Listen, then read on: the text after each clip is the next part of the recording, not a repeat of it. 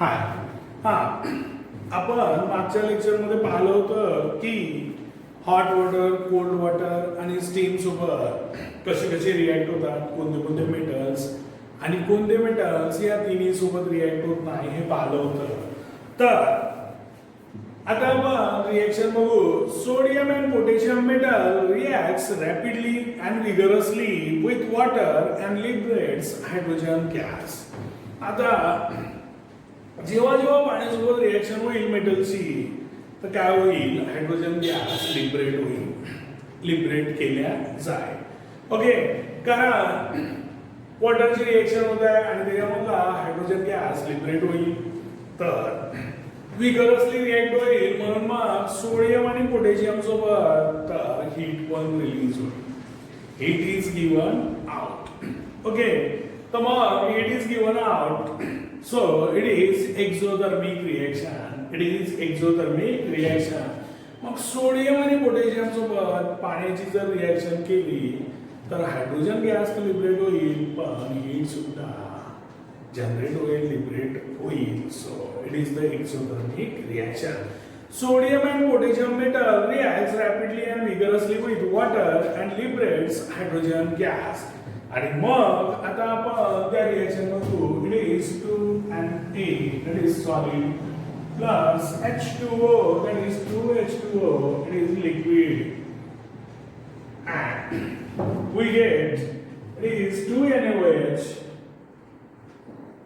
it is aqueous, plus H2, it is gaseous, plus heat. So this is the exothermic reaction. So this is our sodium, water, and we get sodium hydroxide plus H2, that is hydrogen. It is gaseous. Hydrogen gas is liberated. Heat is liberated. तिथं heat पण liberate होईल, म्हणून ही exothermic reaction आहे. आणि exothermic का बरं आहे तर विगरसली रिॲक्ट होतात, जोमानं आणि स्पीडीली, रॅपिडली, लगेचच्या लगेच रिॲक्ट होईल. यांना वेळ सुद्धा लागणार नाही. Same case it is with potassium. So it is solid plus 2H2O, it is liquid, that gives 2KOH. 2KOH, it is aqueous, plus H2, it is gaseous, plus heat is generated. So this is the reaction of sodium and potassium. Sodium and potassium. Sodium forms sodium hydroxide, potassium forms potassium hydroxide. Okay, तर sodium hydroxide आणि potassium hydroxide तर होईलच, पण त्यासोबत hydrogen gas liberate होईल आणि heat सुद्धा generate होईल. झाल्या सोडियम आपण घेतला नव्हता, जे आपण हे केलं होतं की प्रोसिजर पाहिली होती, त्यामध्ये आपण सोडियम सोडून सगळे मेटलचे सॅम्पल्स बरेचसे घेतले होते, पण सोडियम घेतला नव्हता कारण सोडियमची रिएक्शन खूप फास्ट आहे आणि हीट पण जनरेट होते. तर पोटॅशियम तर घेतला आणि मग त्याच्यानुसार ह्या रिएक्शन लिहिल्या. On the other hand calcium reacts with water slowly and less vigorously. आणि हे पण मी सांगितलं होतं की calcium reacts with water slowly and less vigorously. The hydrogen gas released in this reaction collects on the surface of the metal in the form of bubbles and the metal floats on the water. आणि ते पण सांगितलं होतं की calcium metal floats on water. तर reason काय आहे, slowly react होत आहे. द हायड्रोजन गॅस जो रिलीज झाला या रिएक्शन मध्ये तो मेटलच्या सरफेसवर कलेक्ट होतो आणि त्याला फॉर्म्स राहते, बबलच्या स्वरूपात राहते, in the form of bubbles, बबलच्या स्वरूपात राहते आणि म्हणून the metal floats on water, म्हणजे तो तिथे जाऊन स्टिक होतो. हायड्रोजन गॅसचे बबल्स जनरेट होतात आणि ते तिथे जाऊन काय होतात, तर जमा होतात, स्टिक होतात आणि स्टिक झाल्यामुळे कॅल्शियम मेटल आपल्याला फ्लोट्स होताना दिसते पाण्यात. पाण्यात टाकल्याबरोबर त्याची रिएक्शन सुरू झाल्यावर हायड्रोजन गॅस रिलीज होईल, तो बबलच्या स्वरूपात असेल तो मेटलच्या सरफेसवर जाऊन स्टिक होईल आणि त्याच्यामुळे कॅल्शियम मेटल फ्लोट्स होईल. So the reaction is 2Ca and is solid, it is calcium, okay, plus 2S2, it is liquid, so that gives CaOH by 2, it is CaOH by 2 plus it is H2 gaseous, H2 gaseous, आणि हा slowly react होते त्यामुळे त्याच्यात heat काही एवढी generate होणार नाही. So calcium plus 2S2 that gives CaOH by 2. So this is calcium hydroxide. Calcium hydroxide, it is sodium hydroxide, potassium hydroxide. This is calcium hydroxide and H2 gas is liberated. इथे तर H2 मुळीच विसरणार नाही. त्या H2 च्या bubbles मुळे तर calcium float होते असं बरोबर लक्षात ठेवायचं आहे. सगळ्या ठिकाणी पाहून घ्या तर आपण दोनच मॉलिक्यूल घेतलेले आहे मेटल्सची, दोनच मॉलिक्यूल वॉटरचे घेतलेले आहे.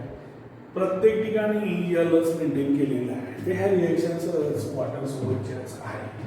ओके, फक्त एवढंच आहे की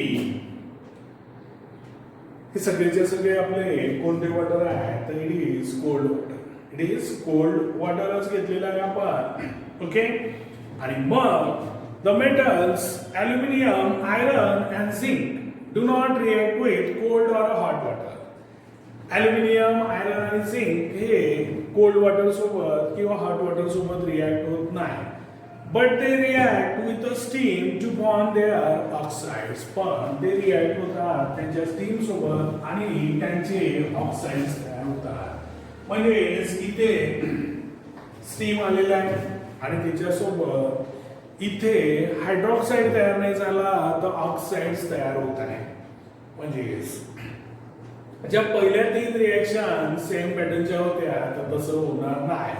तिथे आपण कोल्ड वॉटर घेतलं होतं. ओके, पण ॲल्युमिनियम, आयरन आणि झिंक हे स्टीम सोबत रिएक्ट होतात आणि मग आपलं प्रॉडक्ट सुद्धा बदललेलं आहे. हायड्रॉक्साईड तयार नाही होत आहे तर मेटलचा ऑक्साइड्स तयार होऊन राहिलेला आहे. हायड्रोजन गॅस इथे पण रिलीज होऊन राहिलेला आहे. ओके, तर हे बरोबर लक्षात ठेवायचं की जे स्टीम सोबत रिएक्ट होतात तिथं त्यांचा हायड्रॉक्साईड तयार नाही होत आहे त्या मेटलचा तर ऑक्साइड्स तयार होत आहे. हे जर बरोबर लक्षात ठेवलं तर सगळंच बरोबर येईल. आणि मग hydrogen gas is release in this reactions. Okay, आणि मग आता आपण रिएक्शन बघू. It is 2Al, that is aluminum, plus it is 3H2O. Okay, आणि तिथे जी लिहिलेलं आहे तर ते बरोबरच आहे कारण इथे आपण ॲल्युमिनियमची रिएक्शन जी आहे स्टीम सोबत करत आहे वॉटर वेपर सोबत. So that is gaseous. That is gaseous. नाही तर मग वर तर एल लिहिलं असं इथं जी बरोबरच आहे कारण ॲल्युमिनियम, आयरन आणि झिंक हे तिघही स्टीम सोबत रिएक्ट होत आहे आणि स्टीम म्हणजे water vapours and that is in a gaseous state. If you have mention L here it is wrong. It is wrong. तर लक्षात ठेवा बरोबर. पूर्ण मी एक्सप्लेनेशन सांगत आहे. इथं जी का बरं लिहिला तर आपण स्टीम वापरत आहे. जी का बरं लिहिला तर स्टीम वापरत आहे आणि स्टीम म्हणजे गॅसियस स्वरूपात असते कारण वॉटरच्या वेपर्स तयार होतात आणि ते लिबरेट होतात. Okay, so that's why. नाही तर मग इथं पुस्तकात चुकलं, बिलकुल चुकलं नाही. Then that gives it is Al2O3. That is solid. It is aluminum oxide plus H2. It is gaseous. H2 gaseous. Okay. तर हे लक्षात ठेवायचं special. That is G. Why did G? Because we are using water vapors or a steam, and that is in gaseous forms. So 2Al, that is solid, it is aluminum plus 3H2 gaseous, that is water vapors, not water. असं जर लिहायचं असेल तर then it is Al2O3 aluminum oxide plus 3H plus it is 3H2. Yes, balance करावं लागेल कारण there are 6. Yes, 3H2, that is gaseous. Okay, then second is it is 3Fe. It is solid plus 4H2O, it is gaseous. Okay, then it is Fe3O4. Fe3O4. Fe3O4, it is a solid. It is iron oxide plus 4H2. It is gaseous. आणि मग आता इथे पण gaseous, the same case. We are using the steam. Then it is Zn. It is solid plus H2O.